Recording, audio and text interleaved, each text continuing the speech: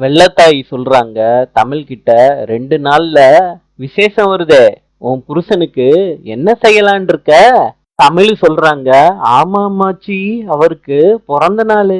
வெள்ளத்தாய் சொல்றாங்க, தமிழ் ஏதாவது பரிசு கொடுத்து அவன் மனசுல இடம் பிடிக்க பாரு.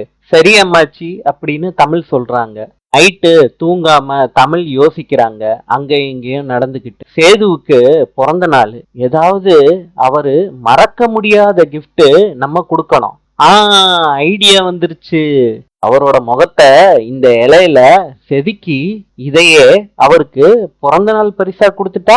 தமிழ் இலையில ஊக்க வச்சு சேதுவோட முகத்தை செதுக்கும் போது சேதுவே தமிழ் முன்னாடி வந்து உட்கார்றாரு. மாமான்னு சேதுவ தமிழ் கூப்பிடுறாங்க. ராஜாங்கம் காலையில விடிஞ்சதும் சேதுவுக்கு பிறந்த நாள் வாழ்த்து சொல்றதுக்காண்டி அவரு ரூமுக்கு போறாரு. என்ன பிறந்த நாளும் அதுவுமா?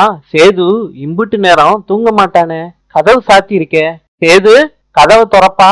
சாவித்திரி சொல்றாங்க, அண்ணே கதவு சும்மா தானே சாத்தி இருக்கு. ரூமுக்குள்ள ராஜாங்கம் சாவித்திரி எல்லாரும் போறாங்க. பெட்ல சேதுவும் தாமரையும் படுத்திருக்காங்க. அத பார்க்க முடியாம ராஜாங்கம் திரும்பிக்கிறாரு. இத பார்த்த சாவித்திரி, ஐயோ தாமரை ஏன் இப்படி இருக்கன்னு தலையில அடிச்சுக்கிறாங்க.